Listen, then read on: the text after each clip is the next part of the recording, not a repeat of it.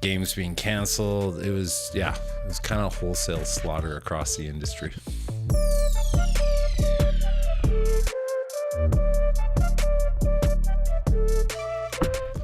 Welcome back to Remotely Creative. If this is your first time here, I'm the host, Scotty Carlson. And today we have a returning guest to join us today because his career path has changed, but not really, because it's kind of been how it's gone for 25 years. But we have Sean Smillie back, who last time he was here was working with the company Kabam in the role of Director of Production. But as most things happen in the video game industry, that has changed. And Sean is now in a different place, and we're here just to talk to him because in the creative field, this is how things go. Constantly. They come, they go, you're employed, you're self-unemployed. Mm-hmm. And so I think it's really important to kind of show all sides of this. When things are smooth, well, they appear to be smooth. Yeah. Often below the water, the feet are going. So that happened in the spring. Yeah, it happened end of April. Right. Yeah. And that was just a company-wide, we're changing, games are getting canceled. It was like an industry-wide. My company made their changes, but simultaneously Microsoft was changing, Amazon was changing, everybody was changing. Huge companies being bought, AI coming in, games being canceled. It was kind of wholesale slaughter across the industry.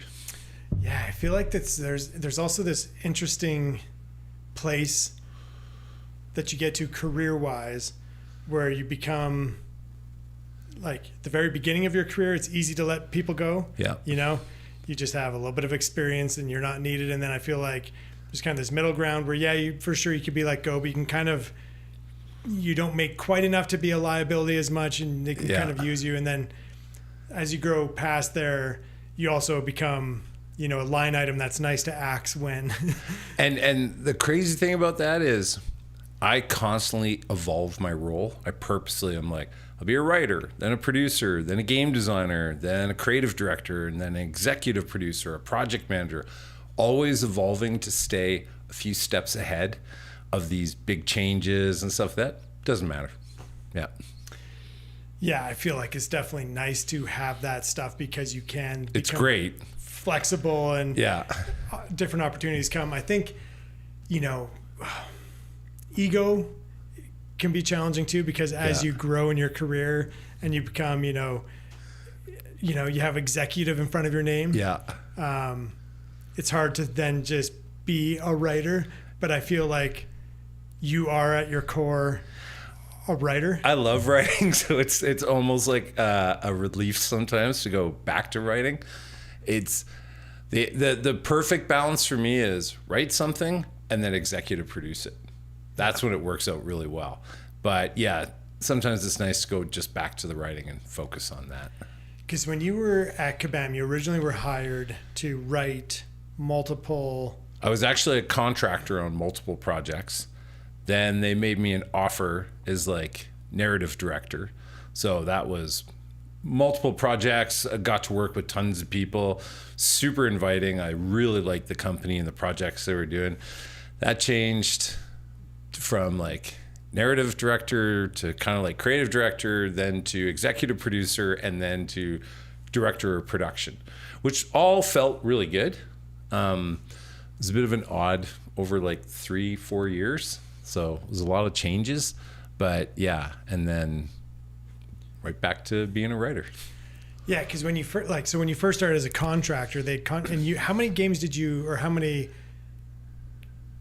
I guess, games did you write? Not fully write, but you were pitching, basically like writing I was writing the origins, the pitch stuff, working with the teams to figure out the narrative and how it would complement and augment the gameplay. So I can't get into details, but I would say 5.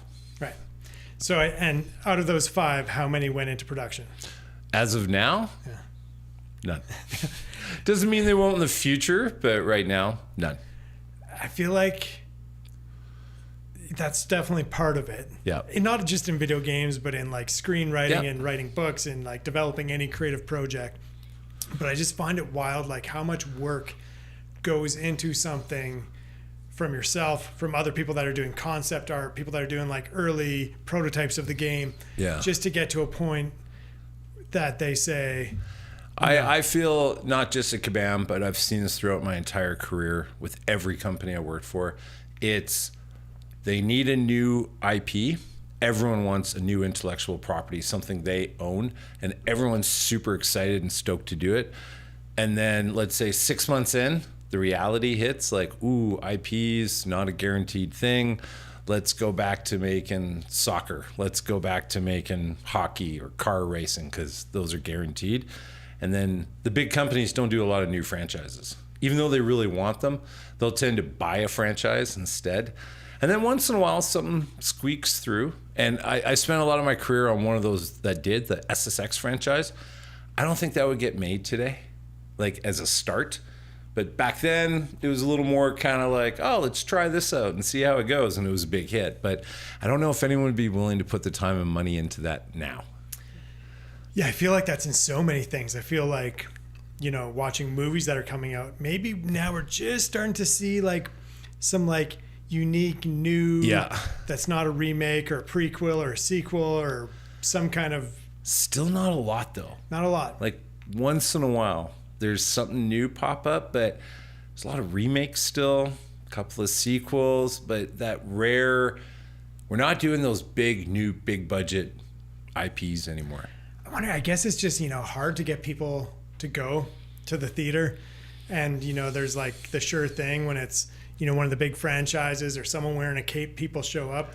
But I think it's not so much the people, I think it's the studios. Because, like, not that long ago, to me, Christmas was like Lord of the Rings. There was a Lord of the Rings movie coming out, or Avatar, or like Harry Potter. And it was a Christmas event. You'd go out and see a big movie, or, you know, they had the blockbuster summer, I guess they still do those, but there's like a guaranteed Avengers movie or Star Wars at Christmas. They don't, like, this Christmas was Avatar, and I think that was it. Marty Supreme. Big budget action. Zootopia. Yeah. Yeah, I feel like just in general, and everything just costs so much now, you know, when you look at like $100 million that you're gonna, and then how much of that, you know, add the marketing on. And it's the same thing in games, right? Like lots of games cost a ton of money to make, and then you got to, you know, put the marketing on top of that. I guess never really thought about it, but like when you show a movie in a theater, you got to split the earnings with the theater. Well, in games, similar, like what platform you're releasing on. Are you partnered with Microsoft Xbox or Sony PlayStation? Are you going Steam? Are you going through the App Store with Apple or whatever? Like, there's still that kind of stuff. And then there's your partners. So Kabam was partnered with Marvel for Contest of Champions. So that's a business deal. EA and all its sports franchises partnered with, you know, like it's not usually just singularly owned, although it is sometimes. Grand Theft Auto, Call of Duty, they're singularly owned. But yeah, like I think it's a simpler release process than it is in a movie. Because then there's theaters, then there's streaming, then there's, you know, Blu-ray, if Blu-ray even exists anymore. I haven't bought one in a long time. So there's all that kind of stuff. And games is getting there. Netflix has games. They're releasing, like, you can get a Grand Theft Auto game on Netflix. Yeah. So that's kind of happening. But I think games are a little more straightforward. And then you have live games. Like Contest of Champions stands out because it's going on its 11th year as a live game. That's crazy. Like, what does that even mean? What's a live game? It's like if I pick it up now, there's new events happening. So if I play it on my phone, they'll have like a July 4th special event happening, or a movie will come out. They may tie into it. It's just always evolving, always changing. New characters, new locations, that kind of stuff. That's a live game. And going for 11 years, like, that's kind of unheard of. That's pretty wild. Yeah. It's, you know, one thing to like have another version, you know, like another episode of something, but to like keep growing a singular game that long is. Yeah. So the springtime comes, Kabam says, too bad, so sad. Yeah. You're out, buddy. Yeah. So then you had some time off. Yep. And how was that? Because you were pretty pedal to the metal. Yeah, I was working really hard with our partners that I won't talk about, but really spending a lot of time working with our partners, setting up stuff. So when it happened, I had a lot of momentum and it just suddenly stopped. And anyone who's been laid off in games totally understands that feeling. So I took off for a couple of weeks on a road trip with my dog and just cleared my head. And then a lot of people were like, oh, you must be eager to get back to work. And I was like, nope. So I think I did the right thing. One of the best summers I've had in years. I've always wanted to learn how to rock climb. I fell in with the right group who were really good at mentorship and coaching. And I spent my whole summer rock climbing and mountain biking at the mountain bike park. And that was about it. And that was like perfect because it allowed me to think what I wanted to do. It allowed me to figure out like, okay, I'm going to start a new project of my own.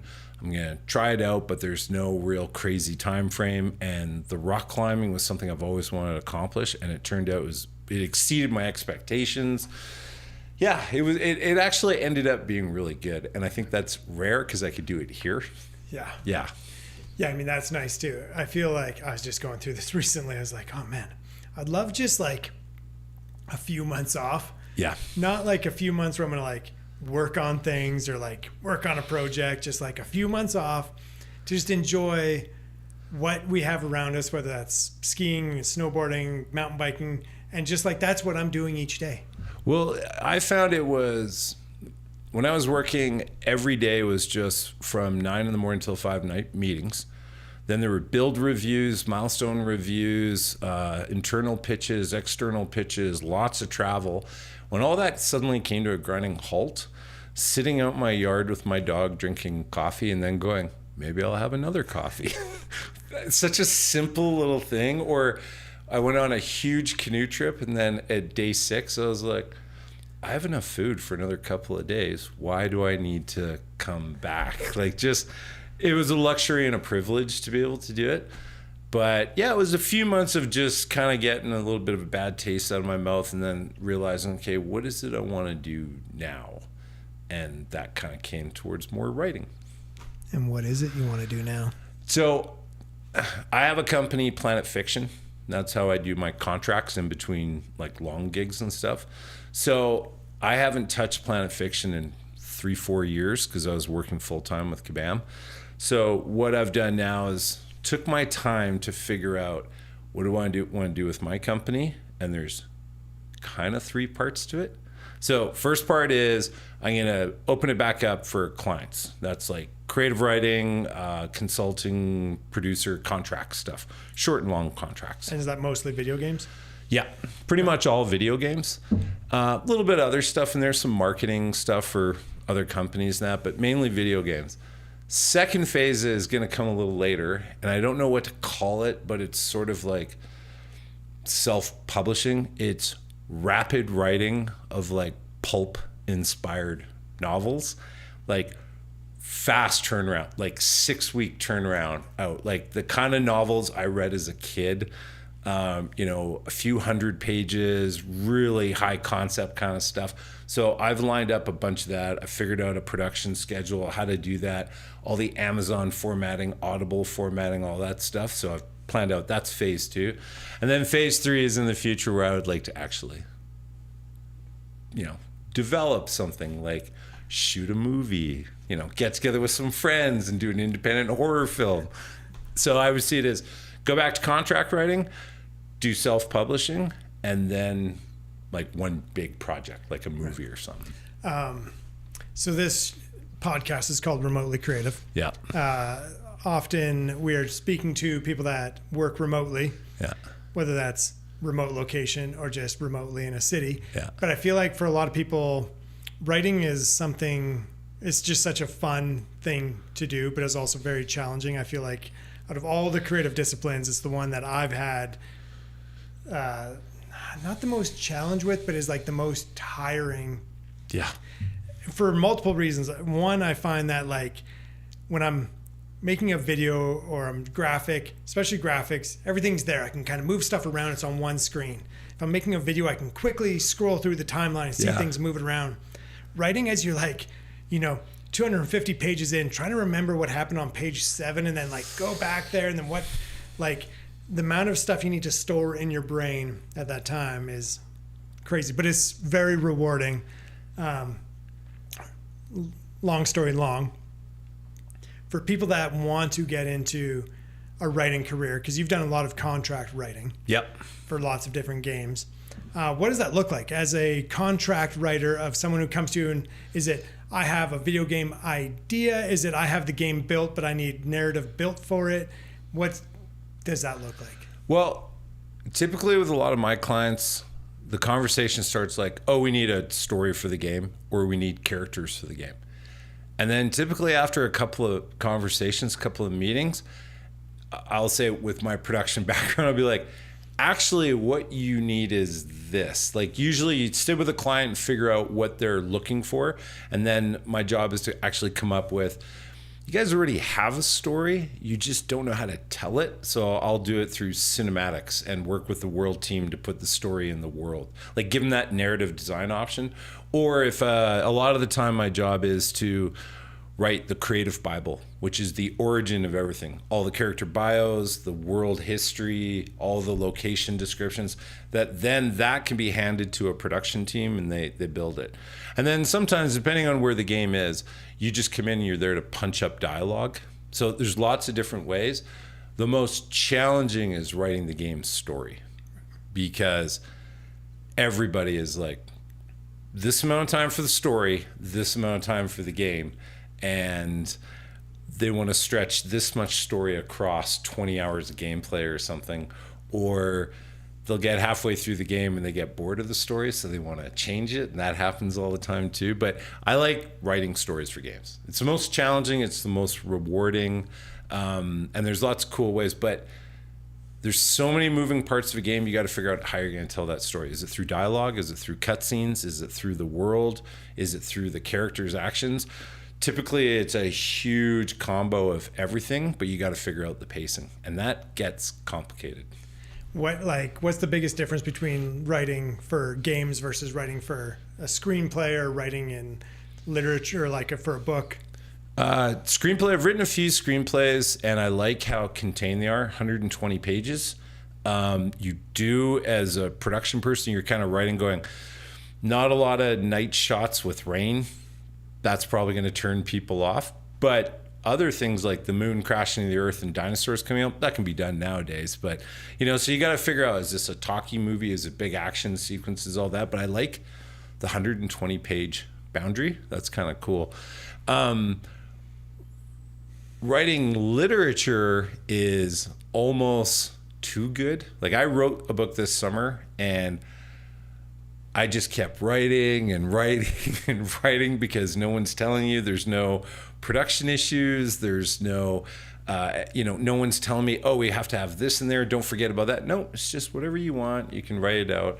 So you got to be your own referee on that. And then games, I like all the different facets of it. Like very few people I find in their career get to not only write the dialogue for something, but write the cutscene and then direct it and then talk to the audio team about what the soundtrack is going to be like. Then work with the actors or the characters to have them, like the artists, to almost cast them and stuff.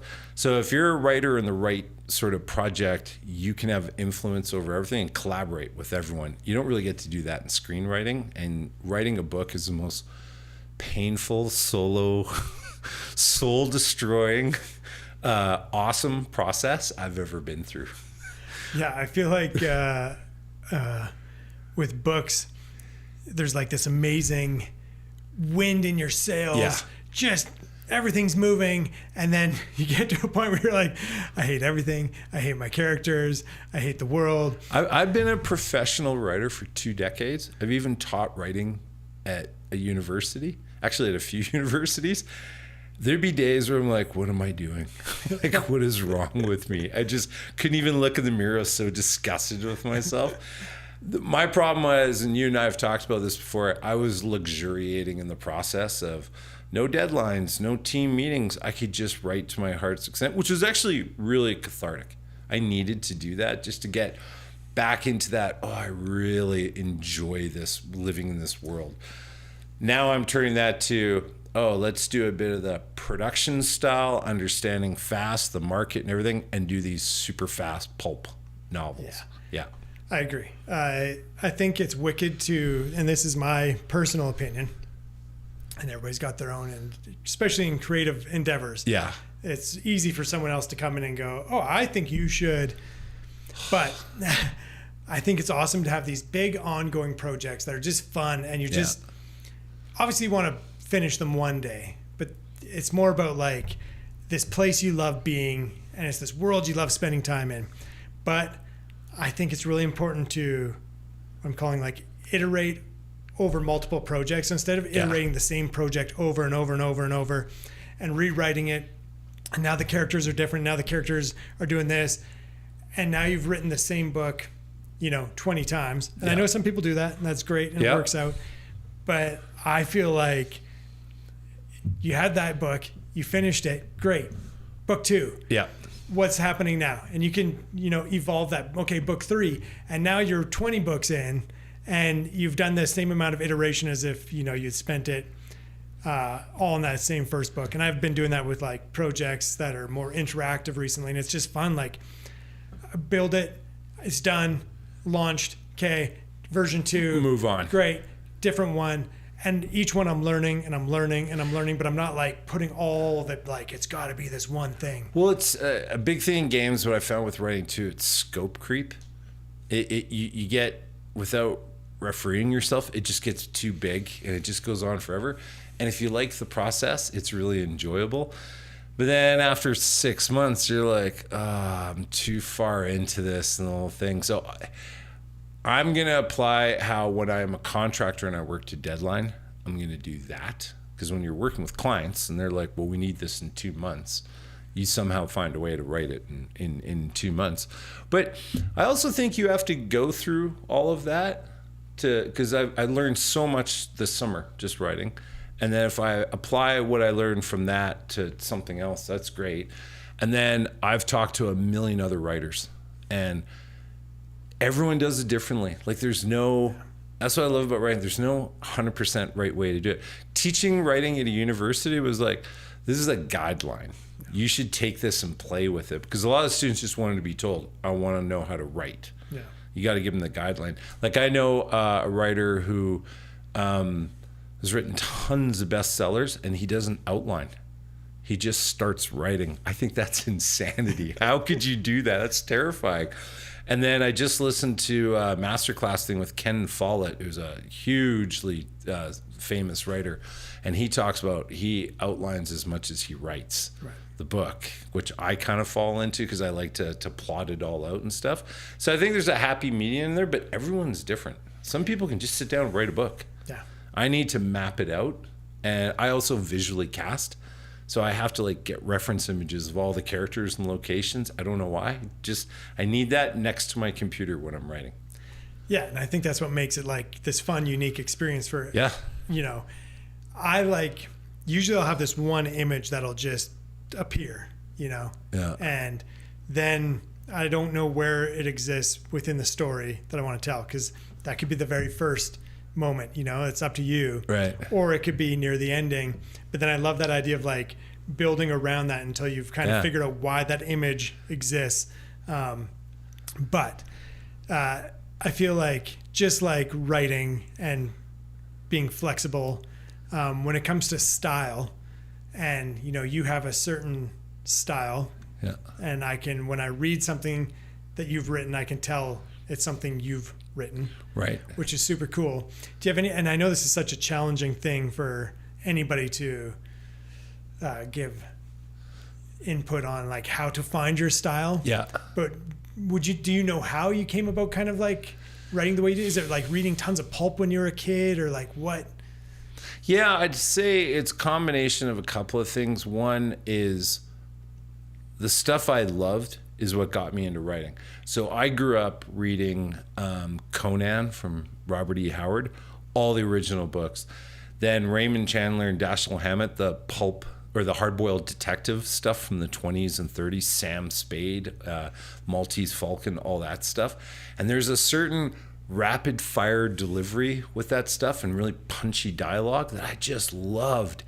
And I also love the way they introduce characters. They would just talk about the person's socks and their hat and then something about their face and move on. It was really cool. But I always liked high concept escapism. Doc Savage, G8 and the Battle Aces, like all this crazy stuff that had the best titles. And that getting into games actually made sense because I was like always being asked to write high concept stuff. And no one in games, and I say this with all confidence, really wants to read. So you had to condense your ideas into 1 or 2 pages and punch it up with some concept art. And I remember looking at pulp novels, the covers said so much about what was happening that when I worked with concept artists, it'd be like, I don't want to just show a picture of someone shooting a gun. I want to show the picture of someone shooting a gun while falling out of an airplane with a python wrapped around them and they're on fire. Like I want everything in that one image. And I love that about pitching in games.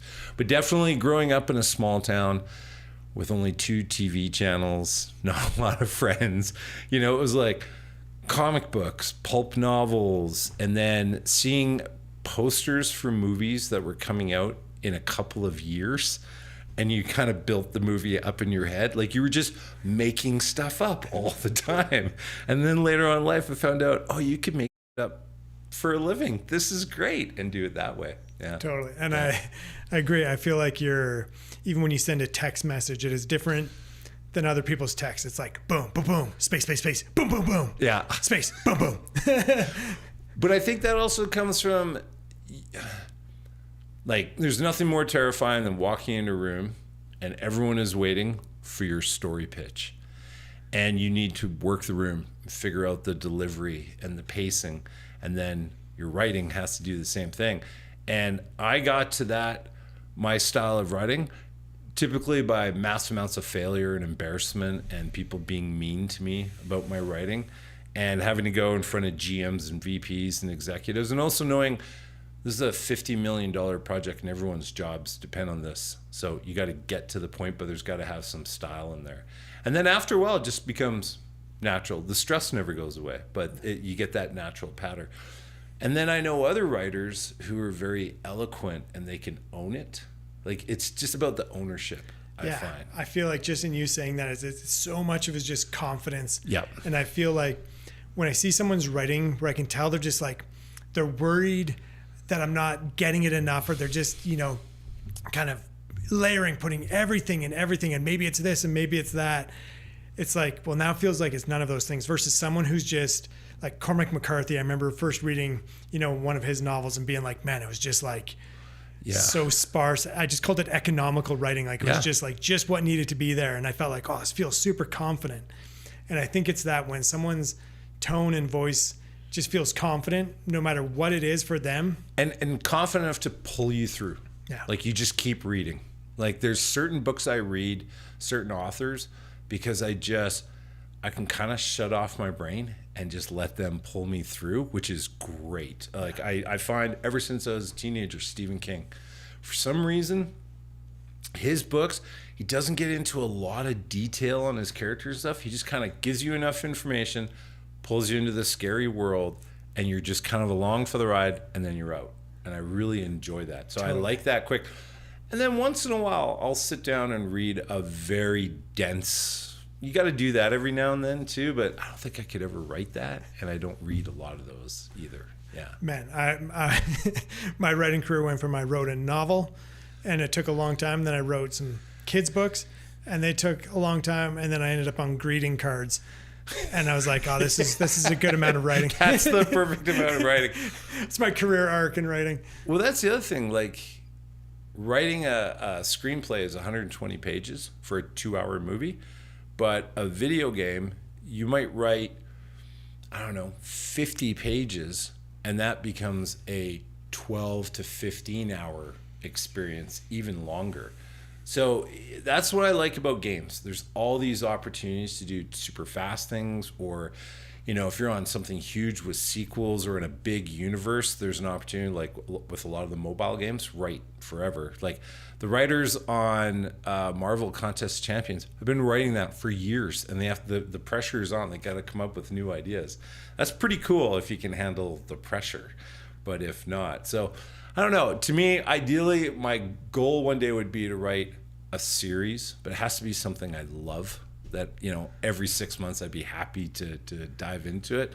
So I like the idea of doing a kind of a rapid fire thing now. I'll see how that goes. Talk to me in a year. Yeah, exactly. Well, I think about, you know, people that work on a TV series, and they're just in that writing room, and like, especially when it was like, you know, you're trying to come up with something, you got, you know, something like The Office where you have that many episodes you're doing. Yeah. And it's, you got to try and outdo yourself all the time, because now people are expecting, you know, it to be, you know, all that it's, you know. And the good thing I could see there, because I've worked in writers' rooms or in writing teams, there's a competitive edge, which is great. But also, once a team hits its stride, it's all about relying on people. You may have a couple of weeks where you're just not feeling it, that your teammate has to pick up the slack for you. And that's how writing rooms work. Like, they work off each other. Someone's always good with the initial idea. Someone will punch up your dialogue. I miss that. And being a writer on your own, especially, I find in our geographical location, there's not a lot of writers here. In fact, I don't know if I know any other active. I know a few writers, but I don't know if I know anyone. I can't think of anyone on the top of my head. I know someone who just finished writing a book, and I'm excited to talk to them. But and the reason I bring that up is I'll talk to you, and I'll talk to a couple of friends who live elsewhere, because keeping that all inside is really hard. Yeah. You write all day, then you go for a walk, then you come home. You know, you're not talking to anyone about it. Most of your friends don't want to hear about how you're midway through writing a book, because it doesn't make any sense to them. That's the soul destroying part of it. You got to be really like, okay, I'm confident in what I'm doing here, and not let it overwhelm you, which even after 2 decades of writing, it still happens. Yeah. I like copywriting. I like short little hooks. I remember I worked on a few projects with Mike Hopkins called the Dream Ride series. Yeah. And he, for the most part, wrote those. The first one, I believe he wrote with Lacey Kemp, who is an amazing writer herself. But they would write these amazing, you know, great stories that were very Dr. Seuss inspired. But then I think in every single one, I would write like one kind of like hook near the end that was kind of like pulled together. This is my favorite part of, like, you know, I'd be editing and doing visual effects, and, you know, the project would be going on for a couple months, and they'd be grinding and working on the writing, and then it would all come in, and then at the very end, it'd be like, da-da-da-da. Yeah. And it'd be like, oh, that hits. And that's the beauty of modern day production writing. So I went from writing 10,000 lines of dialogue, all the cut scenes, all the origin stories, everything, to then being the creative director or narrative director, where I had a team of writers could do that, and then I could jump in and punch up the end or change a few things. That's super refreshing. But then I find it's kind of cool then to jump back into the room and be one of the people on the team writing. So I don't know if I'd stay one way all the time. I'd like to mix it up a bit, or at least have writing partners that you can work with. Yeah, I feel like that's, you know, in most of when I first started, I started working with a small team, and it was great. There was, I think, 4 of us, and then it grew. There's 10 of us or something, and then at some point it became me, and then I would kind of bring people in, but I would kind of be on my own for a lot. And my favorite part was always when I could bring people in, whether that was you or writers or, you know, a sound designer or something. It's just like this moment of like, there's someone else bringing energy to this thing. And writing is such a solo act that can just like, it's very vulnerable too. Like, these are my words on the page. There's nothing to like hide behind. There's no images. There's no pictures. There's no moving. There's no video. There's no audio. It's just, you read these things and either you like them or you don't. And to have someone kind of come in and kind of help you and be like, this is great, this isn't, rewrite it a bit. Even if you don't like what they wrote, still like validates the thing you did. Like, Yeah. okay, I still like this more. But then I always tell writers who want to write professionally, I'm like, okay, walk in a room full of 10 people and you have 20 minutes to sell them on the idea, the characters, the story, the possibility of it having a sequel. You got 20 minutes and everyone is there to basically say no. You got to convince them yes. And I love that. That's the most exciting, exhilarating thing you can do.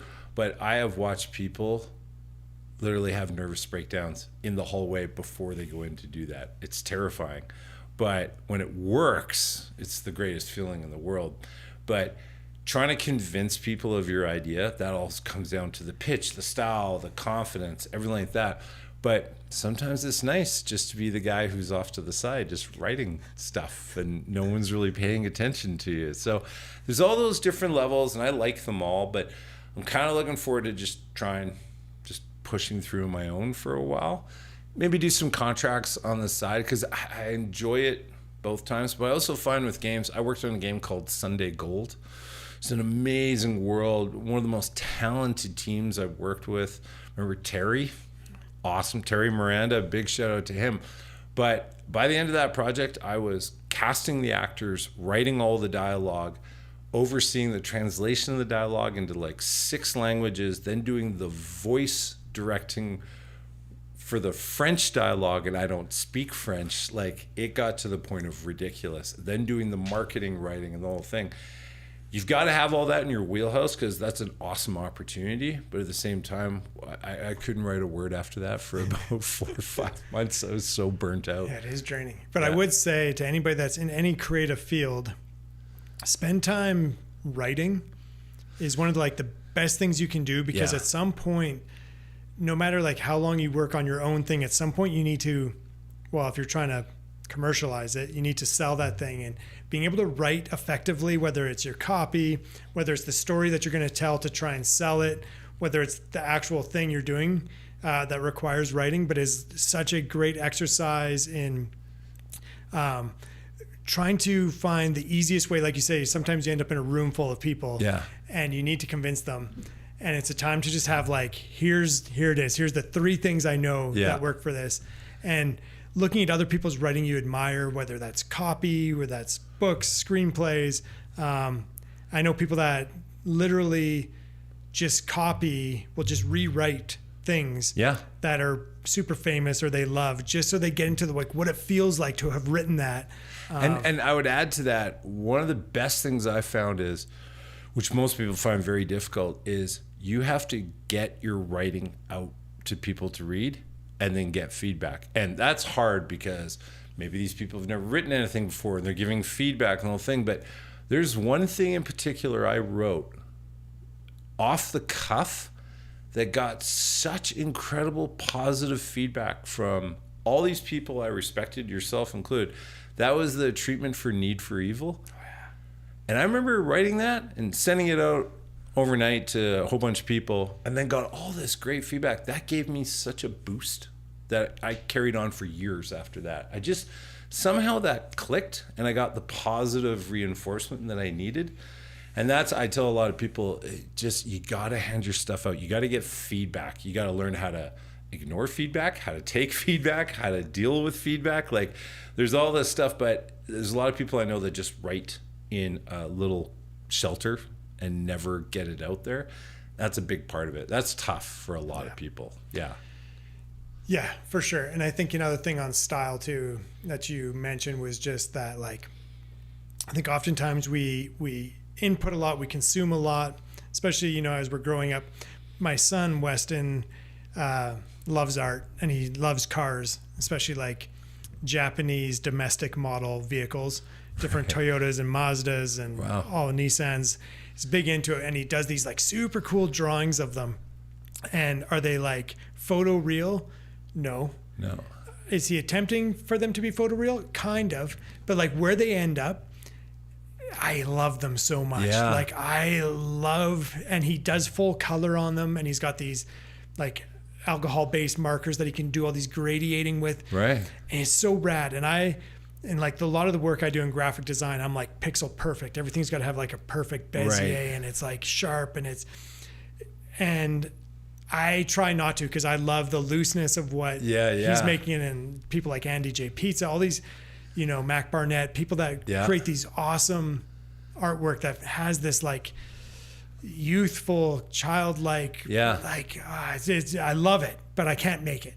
And I want him, because he's at that age now too, where people, especially his own age, are like, oh, it doesn't look like this, or it doesn't look like they that. Can talk him out of it, you worry? And like, it's like negative, right? Because to them, they're trying to make it look like it did in the book, or like perfect. But I want him to try and hold on to that, because I feel like that's his voice. That's the style. Like you have it. Like if there was a graphic novel of his art, I would love to read it, because it's loose. It's got so much expression and feeling, and I can feel it. And so I'd say when it comes to style, I have things that influence me. I remember moments where I saw a movie and I was like, whoa, I didn't know you can make movies like that. Yeah. And instead of like then trying to be different than that, I feel like those are the things that like I've built your foundation. And you got to be strong. Yeah. Because like I've only ever taken a couple of writing courses my whole life, but I've taught a lot. And I always try to make sure that I'm not telling anyone what to write. More like, here's some guidelines on how to create it, because I only took a couple of writing courses because everyone kept trying to change the style. And one of the things I run into all the time that bothers me is I'm not a serious writer. People tell me that all the time. I write video games. I'm writing pulp stuff. I've written comic book series. To a lot of people, that's not serious writing. And there was a time in my life where I believed that. Then I realized, wait a minute, this is the stuff I like to read because I love escapism. It's just ever since I was a little kid, I just chased that. So thankfully, no one talked me out of what I love doing, my stuff, but I see that happening way too much. Yeah. Like, I'm going to trash high school for a second. Everything I wrote in high school just got destroyed. And I'd sit there going, why? Yeah. I tried writing in college. My brief experience with secondary education lasted like a few months. And I was like, I'm done. And never looked back, because I remember getting a C+ on something and being like, who are you to say this is a C+ story? Yeah, I'm done. Yeah. Yeah, I feel like when it comes to formatting and like those things, for sure, you super can like, important. Yeah, give me marks, but or if there's like creative writing course, I get it. You got to try and give people. You can understand it. Yeah, but I do feel like there's this moment when, like, for my son, I just want to like let him know, like, this is good, keep going. And I feel like for a lot of us, whether it's like high school or something where you do something and you get that like don't quit your day job, or all those things where people try and tear you down a bit because you're doing something your own way and different. But like so much of the music we like, so many of the movies we like, so many of the books we like, so many of the video games we like is because someone was weird, had a weird idea, and had the confidence just to keep going with that idea. So be weird and don't make it photoreal, and color outside of the lines. Yeah. And use those alcohol markers and gradiate in cool ways. I wish I had done more of that. And I feel like I've done so much client work that my brain is just so in that like box of like production, and it's got to fit this mold, and it's got to be, all these things. And it's every day to try and just like get out of that. But that's why you need your personal projects too. But even then it creeps in because you're just so used to it, right? Yeah. I know, like with your books that you're writing, where are these bugs coming from? All these flies. It's that opportunity to do that, right? To like work on these books and indulge yourself in like. It's indulgence, but at the same time, I'm also writing with an eye to market. And I know a few writers do this. I'm writing a bunch of stuff because I can't find that stuff anymore. Yeah. Like all the pulp stuff I loved was 1930s, Flash Gordon, all that. There's a little bit of that out here nowadays, but not like I read an insane amount of books every month. I listen to them, I read them. I'm running out of the stuff I love. I'm rereading stuff for the third time, like the Conan stories, all that kind of stuff. So I also realized, like, okay, I'm doing it for myself, but I also feel there's a bit of a market for that. Like, I think people will be into it if you can figure out the the right pace, the right bite-sized stuff. It's also a balance. Like, are you doing it to be self-indulgent? Are you doing it to make a career? It's a little bit of everything. And I think that kind of what fuels you. And I would add to about Weston and the drawings, the one thing I love now is now there's like accessible platforms for people to put their work out there. Totally. Like, I know I'm sick of social media these days, but I find myself still going back to Instagram because I still see fantastic photographers and I keep discovering new artists, music and visual. I kind of like it for that because what an awesome platform. Like, I just found a band the other day where I was like, this is amazing. I never would have found them except for the fact that, you know, I was just scrolling through Instagram.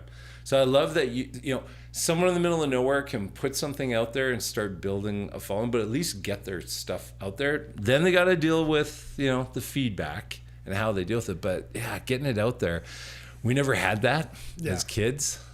Yeah, and I feel like, you know, there's so many stories. I won't go into each one, but like where people just put out their thing and you never know who's going to see it because sometimes it's someone who can influence and make a big change in your life. And so I think standing by your work and, you know, there's so many stories of people that have just tried, they just keep putting it out there. And then even after they think that thing's a failure and they move on and they do other stuff, 5-6 years down the line, it's that thing that they started with that comes back in and now it's like relevant. They were just ahead of the curve on that thing. I talked to someone in publishing, and I didn't know this, in book publishing, who told me that the Twilight series started off as like fan fiction. Yeah. Same with 50 Shades of Grey or whatever. Like, that started out as someone just posting chapters and some stuff on land. And I think Andy Weir, who wrote The Martian, first did it online, like self-publishing. Right. And I'm not saying Twilight and all that are standards of awesomeness, but 1 million or so people bought those right away. And I like that idea. If someone just came up with an idea, started putting it out, got a following, and it built up, and someone recognized it. Because that is the awesome opportunity, going back to being remote, is all of a sudden you are connected and you can find those avenues. And I really like that. Like, I'm going to dive into self-publishing. And there's an immense amount of information to understand and learn, but like you're like, oh, what's accessible now wasn't back then. Totally. Like, self-publishing was finding someone who'd print a book and bind it and all that stuff. Now it's just the format. You can put your work up on Amazon. I regularly go to Amazon Books and buy decologies, like 10-book series someone wrote. I'll do that every couple of months and read all of them. And I'm about 50% success right now. Some are like really good, others not so much, but I always appreciate the effort. And I always read the bios of the authors to find out who they are. It's like one of my favorite little hobby things to do. And there's one where it turns out this guy is writing war stories, female detective stories, young adult stuff. And I can't figure out, he's got like 200 books. And I'm like, and he said he's only been writing for a few years. So I figure this guy is literally, he's retired. He's just sitting down every day writing, not stopping. Man, you know, I've been working on a book website for a long time. And some authors will have 180 books, like a massive library. And I think sometimes people just iterate over books instead of like working the same book over and over. They just like, they finish it, move on, next book. And then they're on book 40 and maybe the 39 before it weren't great, but book 40, but they have all that momentum and they just didn't let it slow them down. Cause I think lots of times in creative, when we're on our own, not the fear of finishing, but the challenge of finishing then stops us from like taking that next step, getting it out there, trying to publish it, trying to promote it, whatever it might be. And so, and I feel like we're almost going back in time and starting over. Like, back in the day, Stan Lee did that with comic books. Let's just try a few runs of this issue, the Eternals. Let's go with, you know, Spider-Man. And if it's a success, we'll go with it. If not, but they just pumped out issues. Doc Savage, The Phantom, The Shadow, all those stories were super short, published in magazines. H.P. Lovecraft used to do amazing stories, all that stuff. Then they started writing their bigger stories, but I've read all that stuff and they're all like short, contained, super fast. But the cool thing that separates them from everyone else that I found is Robert E. Howard, who created Conan. He created a world. He drew a map. He created all the cultures in that world, gave them a huge history, picked one culture and said, okay, my hero comes from here. And then all the stories are him traveling through the world. So he created the world, created all this stuff, and then just wrote within that world. It's like a perfect formula. I'm going to create this big world and then just write a bunch of stories. Yeah. Then when he passed, other people started writing stories in that world. You can still get new Conan books today, even though Robert E. Howard passed away. I think he'd only written about 10 books. And now people have written 100 books based off that. And I find now with the online books, digital stuff like that, it's kind of happening again. People are writing super fast stories, getting them out there. It's like, I kind of dig that, actually. That's a lot of fun. That's cool. Yeah. So 2026. Yeah. Planet Fiction. Yeah. More mountain biking. More mountain skiing. biking, way more rock climbing. Right. Maybe another ill-advised surf trip. I'm the worst surfer in the world, but I keep coming back to try it out. Yeah. So if people have a video game idea and they need someone to consult, to write, to develop, as long as they have a budget. You know what? You don't even need the budget for the game. You just need the budget for the concept to start. I'm happy to jump in. Yeah. Right. Yeah. Sweet. Well, I'm excited for everything you have on the go. Yeah. And, I've got a sneak peek of some things and know some of the direction you're going, and it's all seems like the trajectory is where it should be. I hope so. And it's that thing too, where you just got to keep trying. Yeah. Readjust. Move forward, try it again, start something new, try it again. When is the first rapid writing project? Summer? Is this a... Yeah, probably summer. Depends on some pending contracts coming up and a couple other things. But the first stab of it, I'm hoping the first couple of books in this rapid writing pulp thing will be out like summer. What would a potential title of one of these be? Buster Zach versus the Robotic Horde. Buster Zach versus the Robotic Horde. Is it going to be by Sean Smillie? I would never go under a pseudonym. I would always go with Sean Smillie. So it's a great name. Why would you change it? So summer 2026, Buster Zach and the Robotic Horde. Look for it on Amazon. Everywhere books are sold online. Where you can get self-published books. That's super exciting.